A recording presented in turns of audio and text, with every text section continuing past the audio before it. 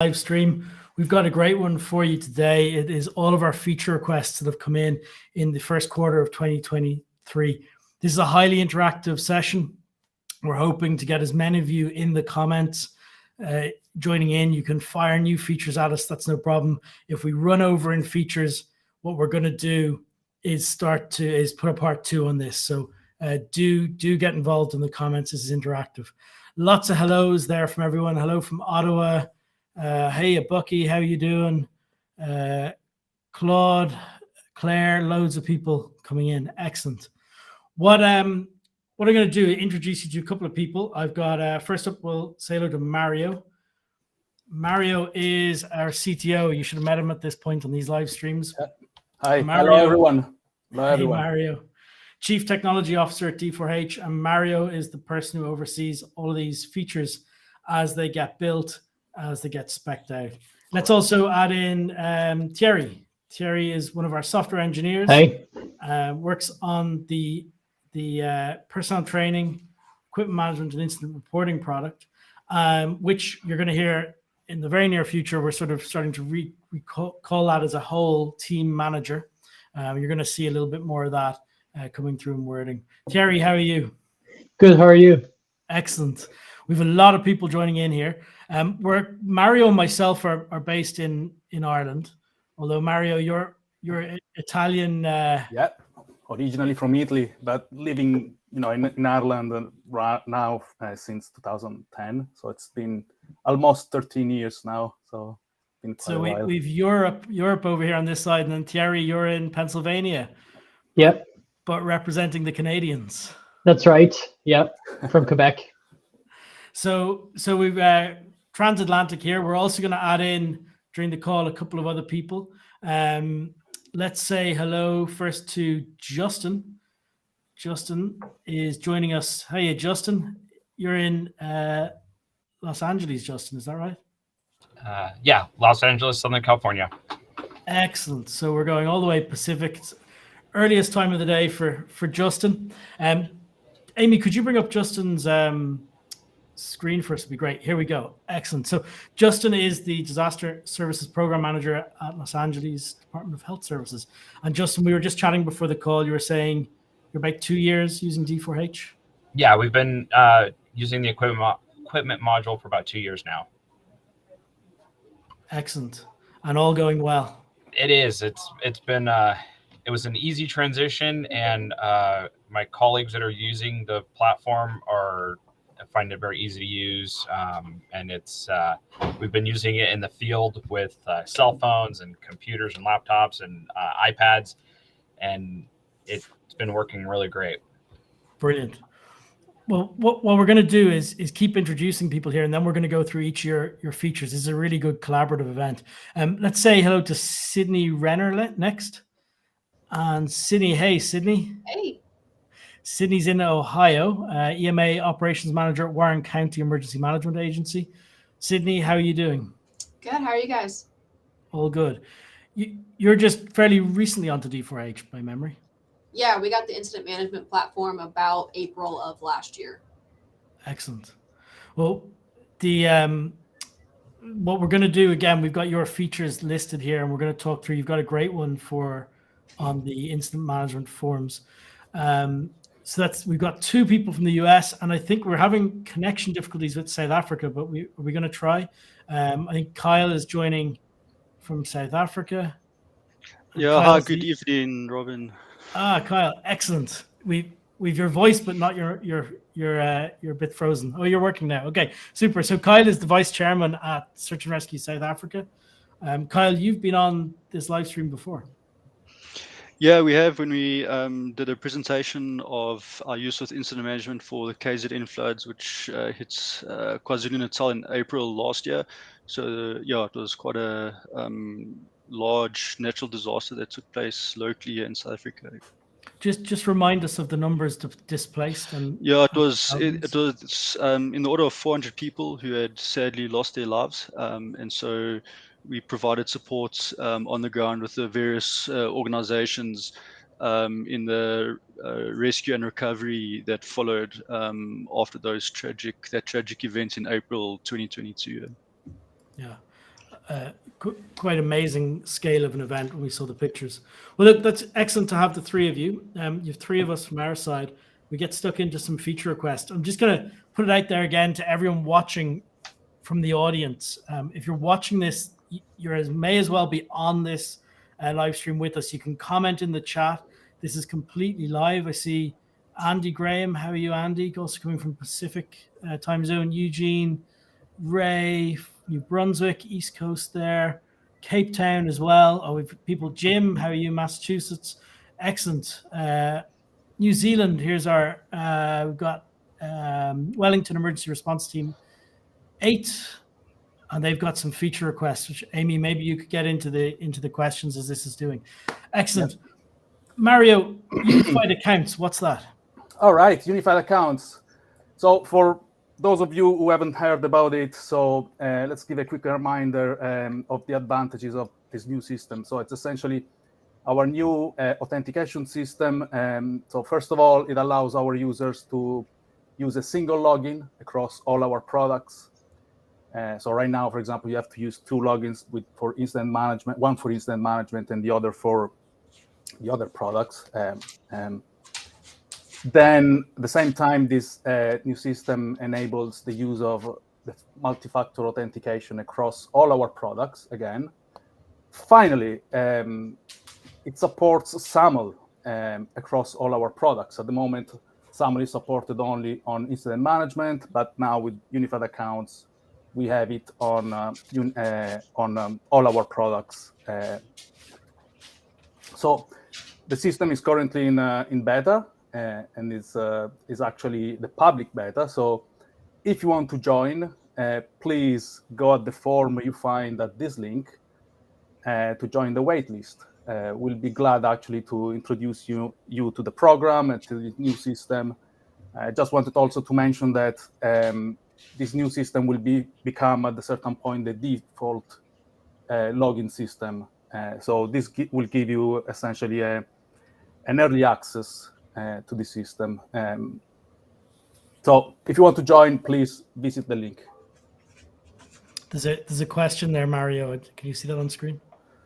Does Unified Account work across all different geographic data centers? Yes. It will, so but it won't works cross within. them. Yeah, exactly. Yeah. It works within a region, not across different regions, but it is available on all regions. Yes.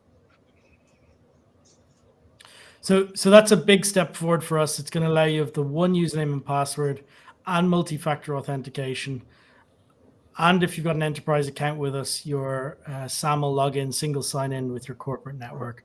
So it's a big step forward for us on the platform. Let's get into some suggestions. I think Sydney's first up. Sydney, tell us about this. And what's the problem here? And why do we need to fix it? Yeah, so probably the biggest thing is, or the biggest example is using the ICS 213 resource request form. Following that model, there's different parts in the Emergency Operations Center that goes through this whole process of we get logistics to sign off on it, operations to sign off on it, we get finance section to sign off on it, and to approve this resource request and make sure it's going through the proper channels. Right now, you can only sign the entire form or the entire board, which there's a lot of back and forth between these different sections that says, yes, this part's approved. Now we have to kick it over. When we sign it and it locks out the whole form, then we can't move through the rest of the process. We've kind of got a couple workarounds, but it's a little clunky right now. So just being able to make that signature only for that certain section would be huge. And I know our neighboring county, Clinton County, and I saw them jump on here, they kind of expressed the same interest at different times as well. I can see New Jersey in the comments mentioning this here as well. Mario, can you give a little background on that and where we're at on it? Yes, so I can say that this feature request probably came very shortly after we released the signature field. We just, of course, we waited a little bit to better understand the requirements and what were the use cases. I think by now it's pretty, those are pretty solidified. It is in our backlog, and it is quite high as well in the plan. So I guess you can expect it to land in production, I'd say in the next couple of months. Yeah, and we understand it is very important. So yeah, we hope to release it in the next couple of months. Awesome. Sydney, it sounds to me like it's not just signatures is the problem there. There's a workflow going on.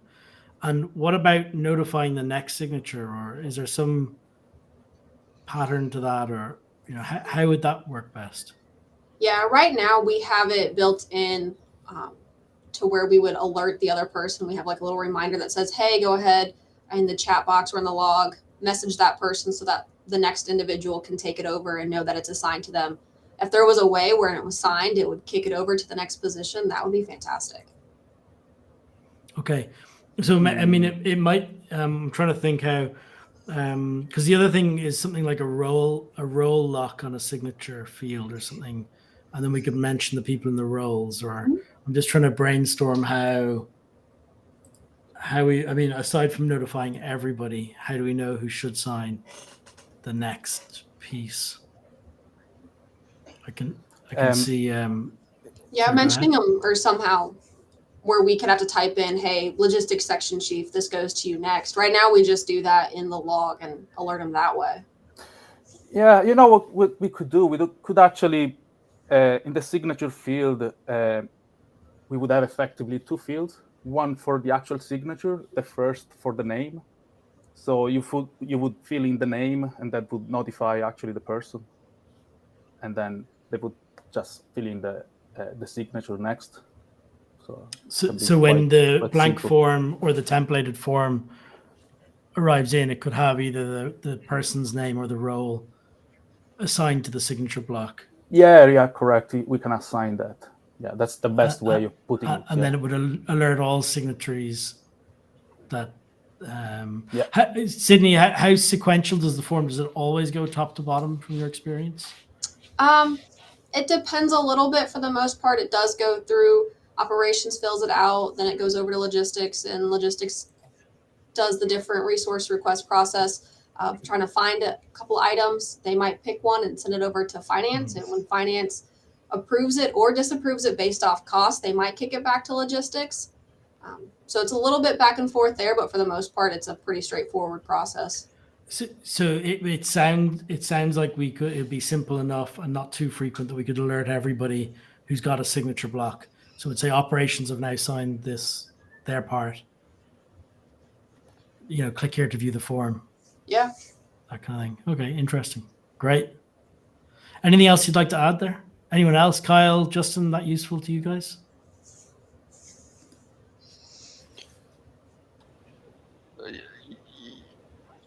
Yeah, no, I think having the ability to sign. Look, I think for our team, it's not that critical, but no doubt we can see a need for it in the future. Okay. Kyle, sorry, Justin, are you? Oh, I was going to say we're not on this module yet, but we are in talks of internally about maybe switching over to it. Mm-hmm. And I know our response during COVID and processing all of the resource requests that we were doing on a daily basis. This was one of those things with the system we were using that we were running into, like, how do we do this approval process? So I think for us, something like this would be very beneficial. Great. And this is, Robin, probably only the first step in the bigger picture of workflows that we had in mind, right?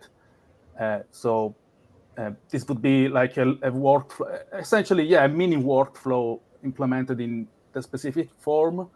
But what we would dream actually to implement, we're planning actually to implement, it's not just dream, is a workflow that span different modules.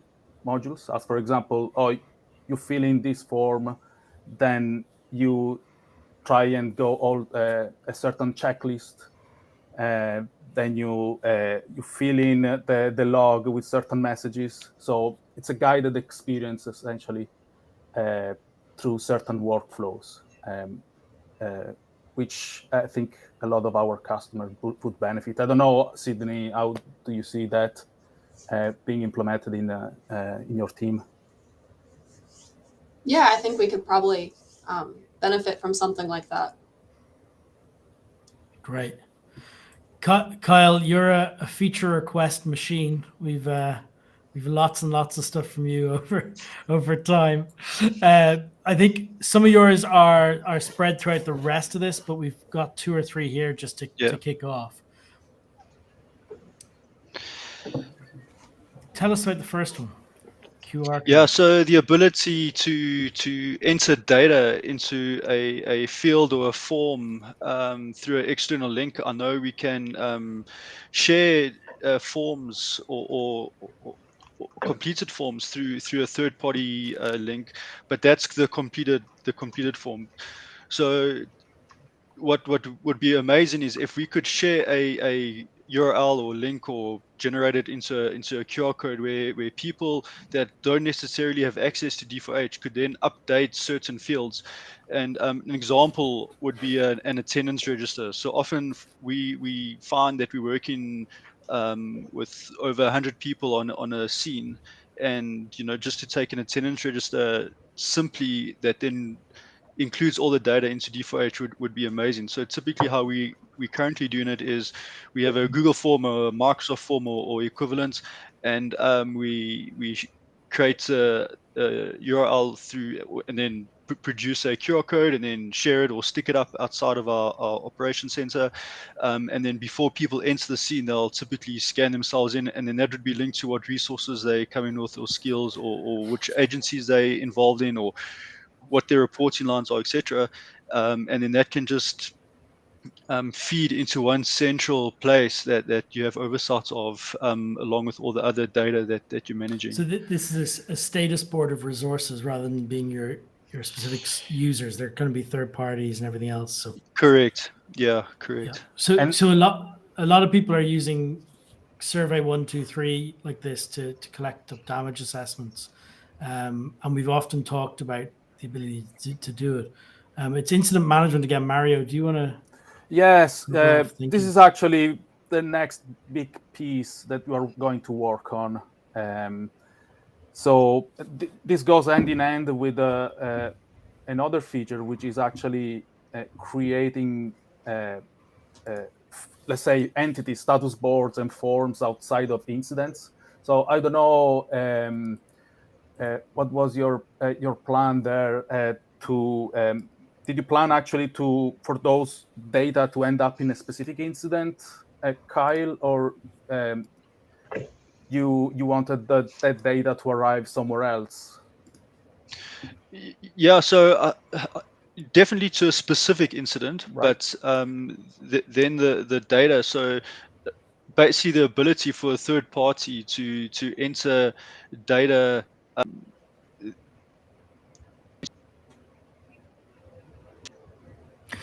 You're breaking up there. I'll finish what I think you were going to say was that anybody who turns up can scan a QR code and be able to enter data without a username and password. That specific individual might not have access.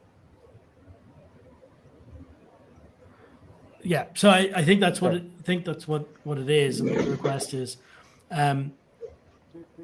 There's 2 sides, and where Mario was going with that was yeah, exactly. You may have a QR code. Kyle's dropped off. I'm sure he'll be back shortly. You may have a QR code that you print once, and you've got that same thing you can share anytime, and that just collects information up. So, for instance, I can give out this link or QR code and everyone knows it, or I can pre-print my sign-in form and it just gathers it up outside of an incident, and then you assign it into an incident once it arrives in. So some sort of inbox that collects information. An example would be like Kyle has you could have a QR code pre-printed out in a laminate that says sign in here, and it's the same QR code or link every single time. When they arrive in, they come into an inbox, Mario? Yeah, that's correct. Yeah, exactly. So all the data would go into this inbox, and then there would be someone adding all the data to a specific incident if necessary, right? So that's why. But I think Kyle was saying that it was mainly interested in sending this data directly into an incident. So I you'd think print we're it out going in to the provide incident. we're going to provide both, I guess, right?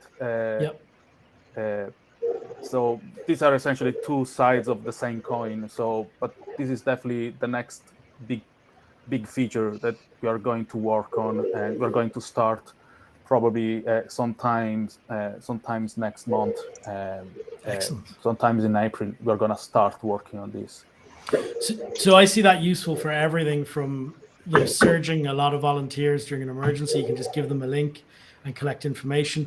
It may even be before an incident has begun and someone wants to report some damage or something like that. So you have like a damage report link, and anyone who fills that in, it will come into the inbox in D4H, and then you can start an incident from it, or you can assign it to an existing incident, something like that. A side effect of this is that essentially people will also be able to log information.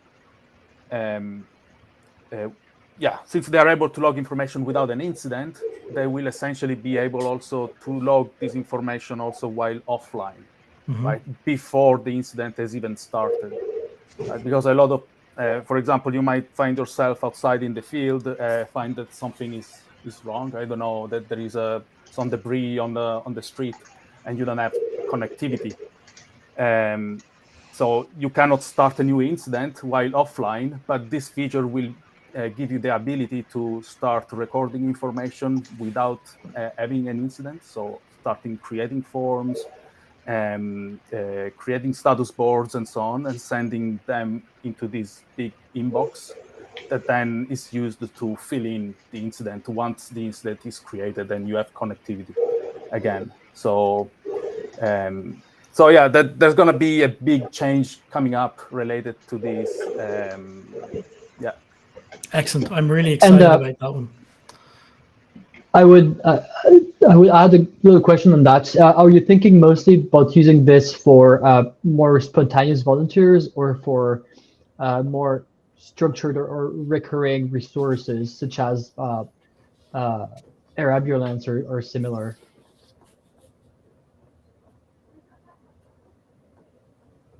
Is that for Kyle? Yes. He may be frozen again. What are you thinking, Thierry? Robin, Talk us through the difference. Yeah, so my connection is a bit temperamental. Oh, no problem, Kyle. Thierry, what were you thinking on the two sides? What were the differences? Yeah, so the question is relating to how once that data is entered into IM, how it will connect into incident reporting. If it's because we have the concept of resources in incident reporting, and so if it's pre-existing resources that need to be tracked kind of across both products from incident management in real time, and then brought into incident reporting for reporting and extracting the data, as opposed to more spontaneous volunteers where the interests might be more about knowing who's in, knowing their identity, and making sure that everyone is back at the end of the day, and that you have kind of a follow-up that you can do with them. So those use cases will be helpful to understand the proper integration to do between the two products. Perfect. Kyle, how's your connection now? Yeah, it seems like it's apologies, Robin. Yeah. Excellent. Well, but between the lightning bolts, give us your second part here. Ability to load member locations. Do you want to talk about that?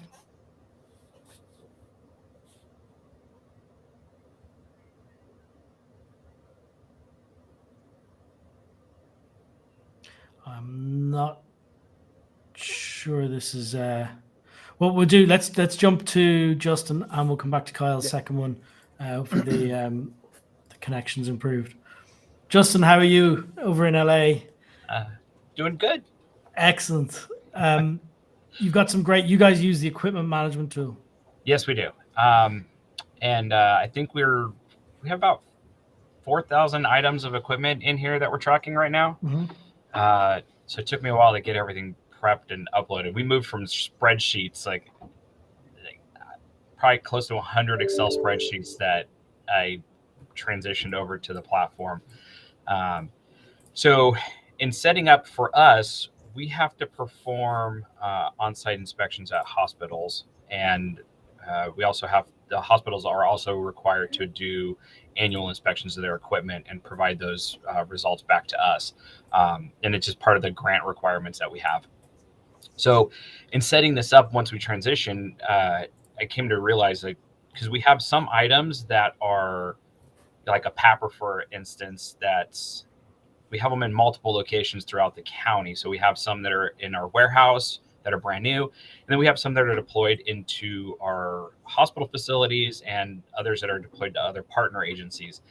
And so trying to set up that inspection cycle, I kind of realized that when I wanted to set up like PAPRs, it would grab all of the PAPRs that we had in the system, which is close to 2,000, when I only needed to look at about 1,000 of them or so. And so I was able to come up with a workaround, but it required me going in and putting the PAPRs I didn't want to look at into a new category.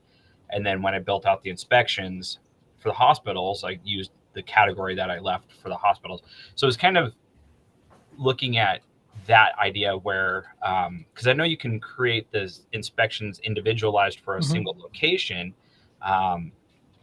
So my thought on this was, it would be awesome if you could build the inspections based off of locations, where you're just selecting a group of locations for that inspection rather than doing the individualized items. Yep. Thierry, I'm going to come to you on that in a second, but Justin, can you zoom out a little bit there and explain to people what a PAPR is and why you have them in hospitals? So a PAPR it's a powered air respiratory protection device, and so it's got a blower motor and then a couple of air filters, and then it has a hose that connects to a hood that responders would wear. So these were really important during COVID, especially with the shortage of the N95s and the surgical masks. So in our hospital facilities, the teams that were going in and treating the COVID patients use these on a daily basis. So it's another layer of protection for biological, but then it can also be used as chemical. So our hospitals use them for decon. If there's a decon, like a hazmat incident, and the fire department is bringing in patients to the hospitals that have to be decontaminated before we enter them or admit them into the facilities. So then they would have to wear these as well. So hence why we have 2,000 of them. And so the county is buying them and distributing them out to the hospitals. Yeah. And then you've got to oversee that they're being inspected. Yes. Perfect. Thierry, sounds like multiple locations on a inspection instead of one. Yeah, it sure does. Yeah, I mean, this is something we've heard as well, and that is doable. I'm not the one that makes the decision into when that's going to happen. So I don't know if Mario or can have a little bit more insight on that, but I think this is something that can be done. Yeah, we'll definitely have to look at the backlog and see how this feature compares to the other features, that we currently have. But it sounds like it's not too complex to do. So yeah, we'll definitely, of course, after this call, we always go through all the feature requests and see, if we can prioritize some of those. We'll definitely do this exercise for this particular feature request after the call. So yeah, we'll get more new, get some news, in the next following weeks. Okay. And I was going to say too, it's something I'd be happy to chat with a little bit more in depth online and like let you see how like our system's set up, so you can kind of understand where I was coming from if I'm not completely explaining myself very well. Absolutely. Yeah, we'll be in touch, definitely. Yeah. Justin, the need to bulk upload new items of equipment in, totally understand this, but can you talk us through what happens? Like, you get an order of equipment in? What's the Yeah. real world physical thing going on there? So our biggest, our most recent one was we ordered 260 ventilators. So again, we're utilizing grant funding for our purchases, and then these are all now being pushed out into the hospitals out in the field. So 260 is a lot to go through.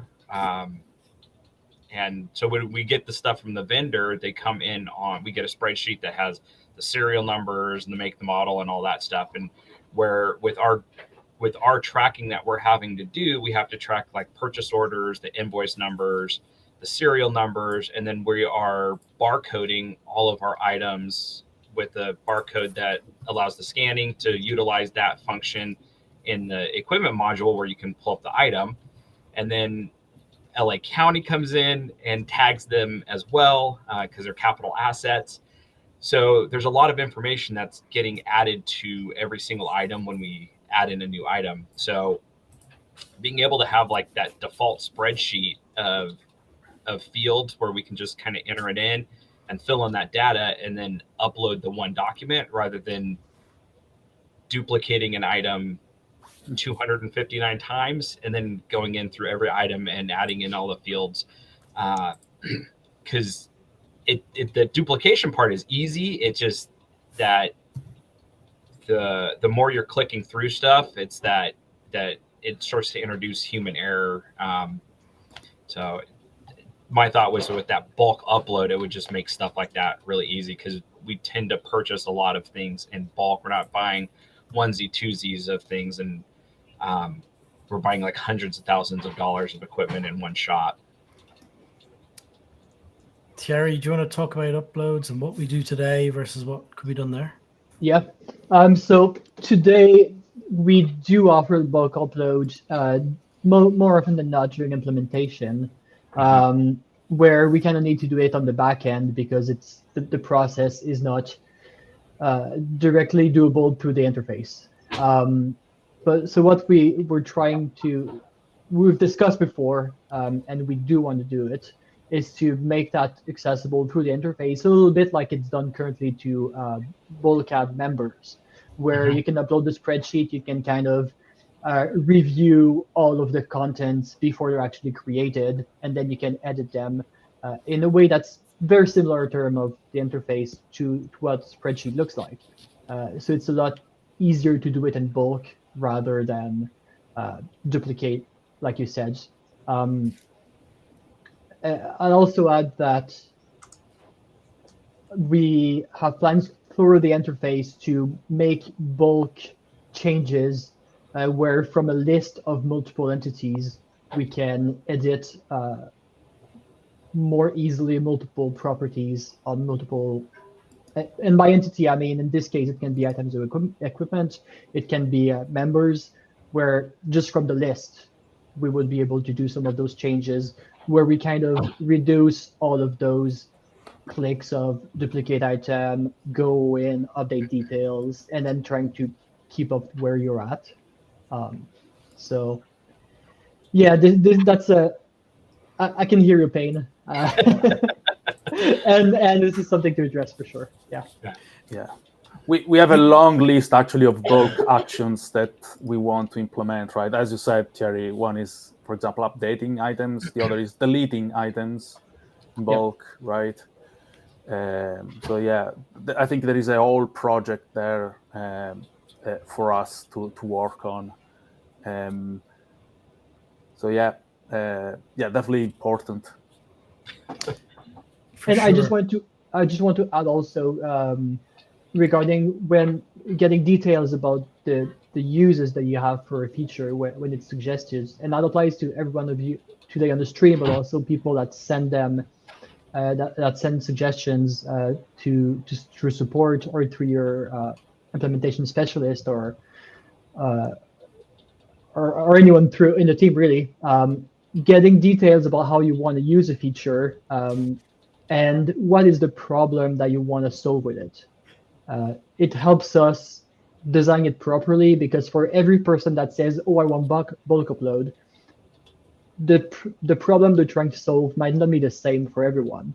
So when we get those details, it helps us understand and make sure that we can address the problem the proper way.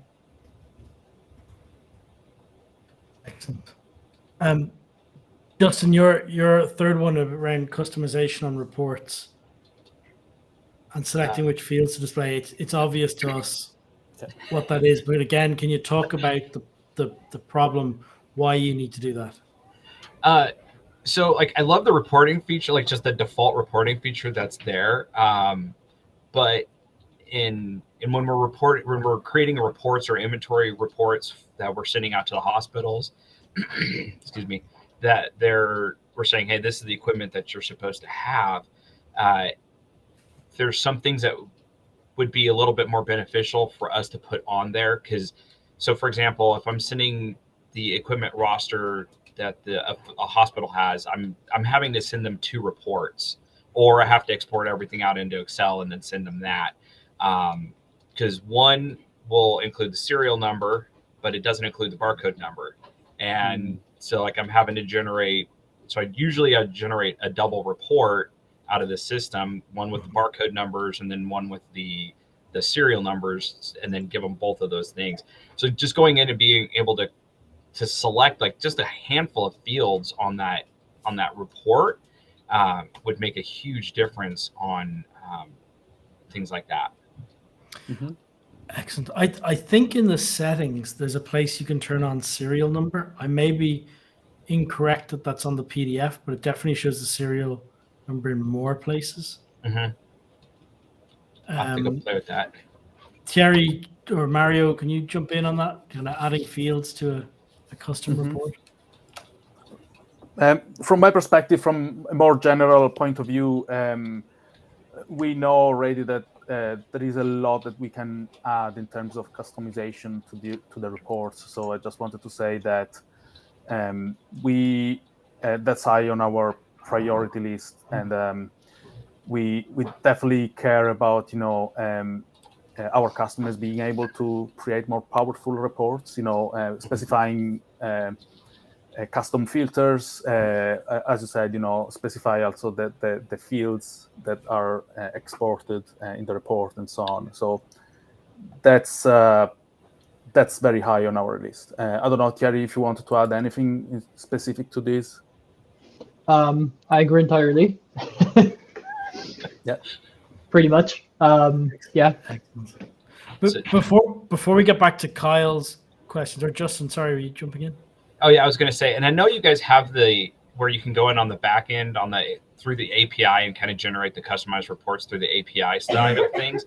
But for us in our office, we run into a problem of it, because it's new software, of having to go through all of the security protocols and getting it approved by IT and all the way up the chain just for us to be able to use it. It becomes cumbersome to try to use the API side of things. Sure thing. Yeah. No, it should be point and click. Yeah. Before we get back to Kyle's question, Kyle, it sounds like your connection's a bit more stable. I'm just going to take some from the comments. Natalie, thank you very much for your questions. You've got so much detail here. I think we'd like to get you on your own show. I'm not joking. So we get NZRT8 on a show. And if you can email info@d4h.com, we'll get that lined up. So we'll do a session on qualifications, groups, expectations, that kind of thing, and tell the whole world what NZRT8 do. I think that'd be great one to do.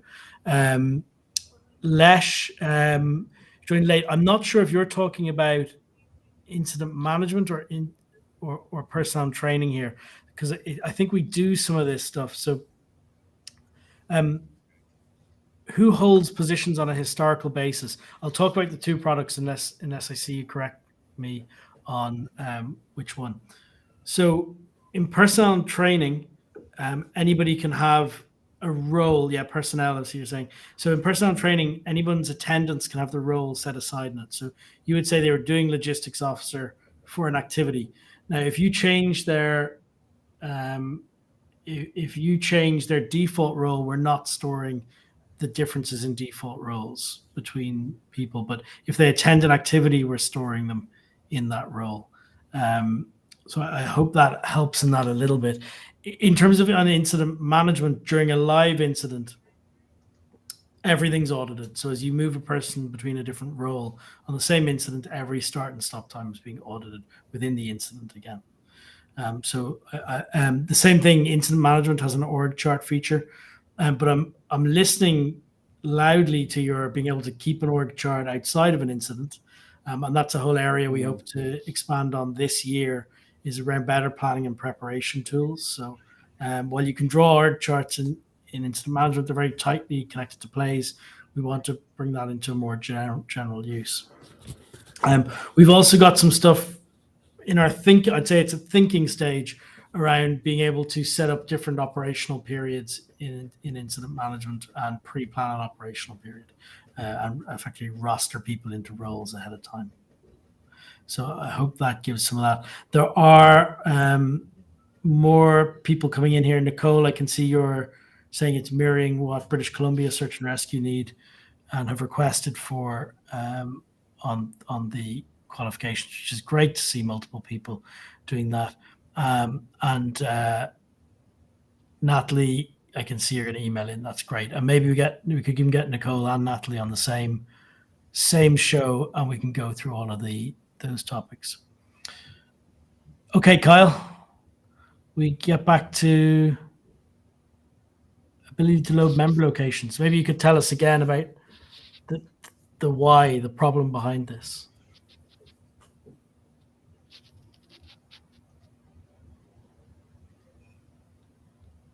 We don't have sound, Kyle.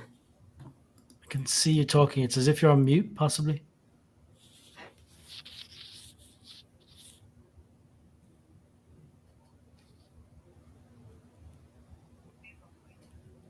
No, we've no audio, Kyle. We'll come back to send a message in the chat if you think you get audio sorted. We'll come back to you. Okay. Any thoughts on pricing options to add licenses without having to increase or decrease channels for incident manager? Yes, there are options. So just drop an email in to either your account manager or to sales@d4h.com. We've got some pretty customizable pricing options there. So that is possible to do. Highly requested features. GPS. Mario, do you want to?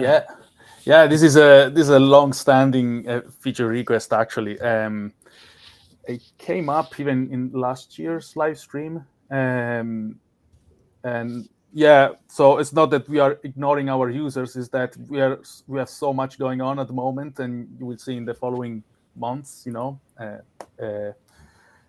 With the upcoming features, we have unified accounts. We have a new custom field deployed in Team Manager, which is a table custom field. We have a new API for Team Manager. We have a public API released for incident management. So there is a lot going on. So it's not that we are ignoring this request. It's just first of all, we want to make sure we get it right. So, and during the past year, we've collected more and more feature requests and use cases from customers around this.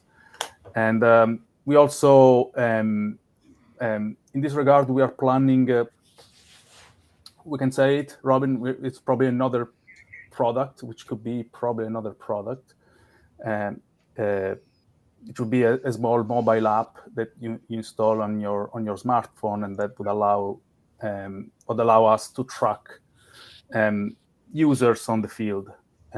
So that's part of this project. I read though from the feature request that it's not only the tracking of smartphones that we are interested in, but also of other devices, as for example, satellite trackers and ICOM digital radios, right? So those will definitely come probably later in the project. But GPS tracking of smartphones will likely come sooner. Hopefully, the plan so far is to get started on this new product towards the end of this year. So Q3, Q4. Excellent. I think- Sydney, is the GPS tracking of useful in your field in emergency management? It definitely could be. Not so much in terms of the EOC operations on site here, but if we deployed people out for either damage assessment or had to send them to the on-scene incident, probably. Okay. I think there's probably a couple of tiers to it. There's like, firstly, integrating with our app, so it's very simple. And then the next tier is probably third-party devices or something like that. Yeah. Thierry, exactly. you were going to jump in there. Yeah, I was just going to add, it would be interesting to know what kind of devices people want that to work with. Is it, for instance, GPS devices such as an InReach, for instance, or ICOM radios were mentioned, because they each have a different approach to integrate them. Some of them are harder, some of them are easier, some of them require specific hardware. So obviously, if they require specific hardware, it's harder to do. But if they just connect over the internet and we can pull that from an API, okay, I see InReach and APRS there are examples. Yeah. So just to know what people use, and this can factor into our decision making and our research to features like this. I see here one of the commenters, or one of the feature requests, is Duncan Sanders. Duncan's with North Cumbria Rescue and Response Team, so they're independent of UK SAR, but tasked by Cumbria Police. And so they've mentioned RTMP streams. Now, for people not familiar, that's things like camera and video streaming from the scene. And I assume that's from an app, is the thinking.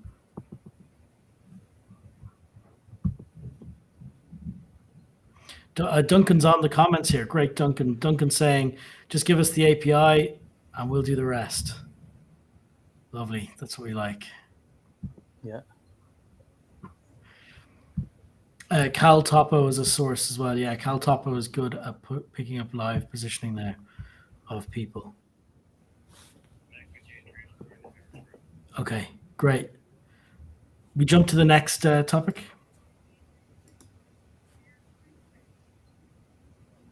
Kyle's had to drop off. Or Kyle, if you do think you get the audio working, feel free just to try it. Mapping. Mario, these would probably go to you.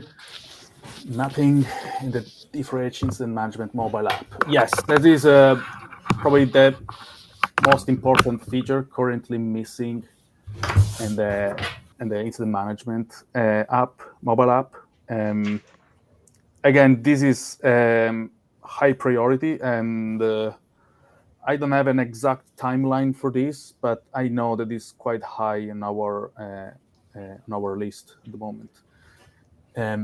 Let's see in the specifics. So Kyle is saying mapping and the ability to post the location from the app into updates. Yes, that's definitely. Yes, at the moment, you definitely can fill in way. a location field, right? So Yeah. if you're filling in a location field and you press submit location, it'll use the GPS location of the device to fill in that field. Correct. It's just that you can't. So you can fill in a status board and capture pieces, but it's not. You can't see them all on one map.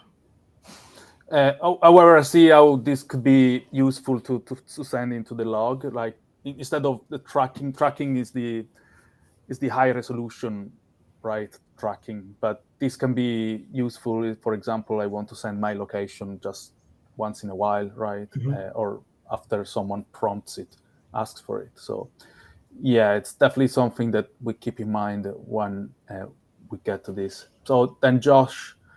Yeah, Josh is with New Zealand Response Team 4, and they were recently deployed to Auckland and Napier for the floods that we all saw across the news in New Zealand. He was saying here they were being tasked to a central point to perform tasks across the city, and then they were getting on the app when they got there, and then it was hard to see in an unfamiliar city where the tasks were around them.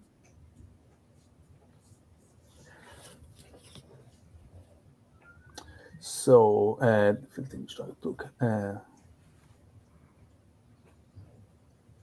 so is this always related to positioning, I guess? No? I think it's a map, an overall map view.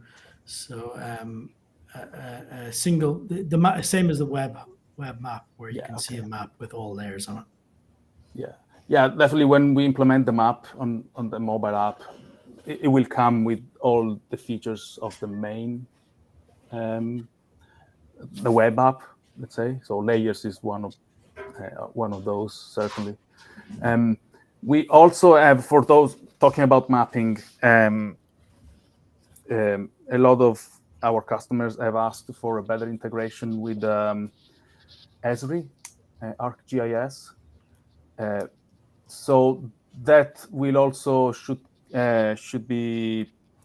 come pretty soon as a feature. At least the ability to see ArcGIS service layer in incident management. Of course, both in the web and mobile app, when it will be available on the mobile app. There's a question in the comments here from Nicole in British Columbia Search and Rescue. Thierry, this is for you. So in incident management, effectively, are we going to add skip logic to the incident report form? So if you imagine you're on the basic tab of that and you select a field, for example, it was a rescue versus a search, then other fields or sections or tabs disappear. We've discussed it. Whether we do it or not, again, I'll refer to Mario about that. Yeah. But this is something that there's interest, and we think it would make it possible to make it easier when approving reports, where sections that are only required in some cases can be kind of hidden away because they're not always applicable. To definitely make the interface easier to deal with and quicker also to fill in reports. So I think there's a good use case for that. Yeah, and I think it was pretty high on our backlog as well, if I'm not wrong. To be honest, to be clear, we already have this feature in incident management. So, and it's actually about enabling. So we enabling sections based on certain fields. We are planning to introduce, to bring exactly the same functionality to incident reporting. So yeah, that's definitely on our backlog. Great. Charles's suggestion. So enforced multi-factor authentication or two-factor authentication on all accounts, Member Plus and higher.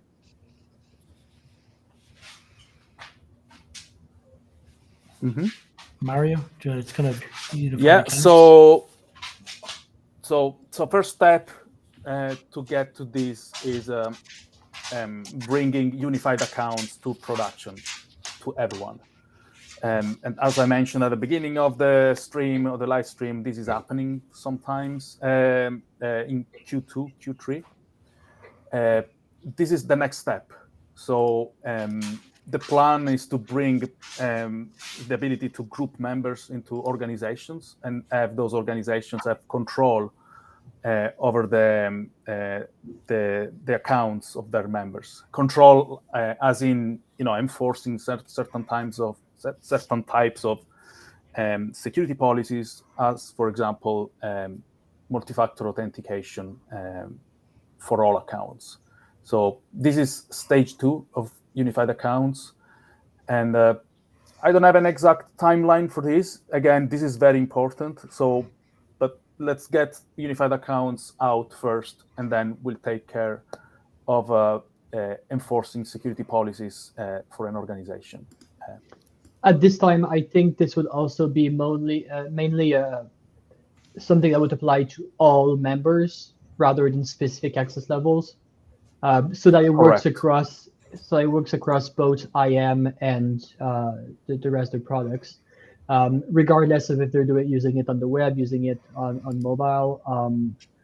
And I don't know if that's discussed yet, but we're working to kind of do away eventually with the member plus, editor, and those very fixed roles. Very fixed permission levels, to instead make it possible to make your own permissions level, much like you can do in IM, where it's really customizable. So the member plus itself will kind of disappear and become whatever you want it to be.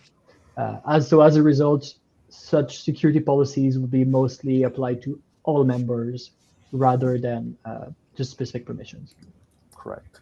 And I want to specify that it's just about enforcing the security policy, because once unified accounts will be out, or even now, if you want to join the beta, everyone can use multi-factor authentication. It's just that it's not enforced.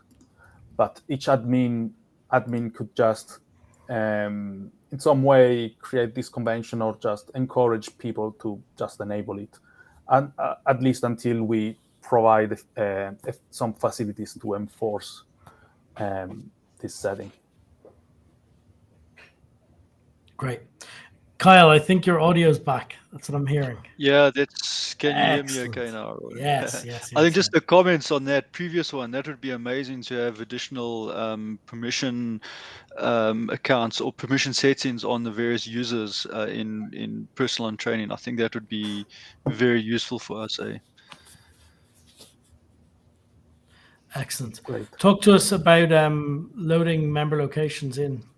Yeah, so really, you know, what has come out of this for us is often we'll find that we are responding to aviation incidences where perhaps a plane has either gone missing or subsequently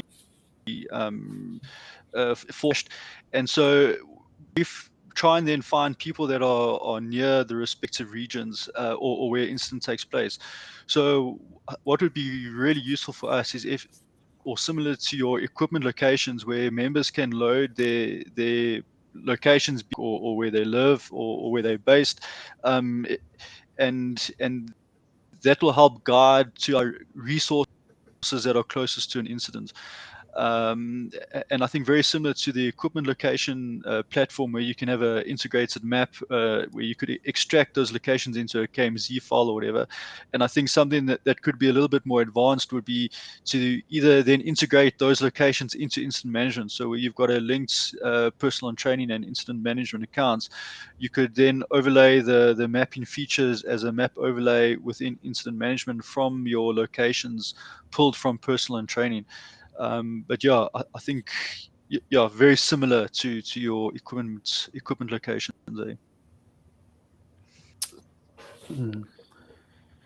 So we're talking about essentially, is this a location that can change with time?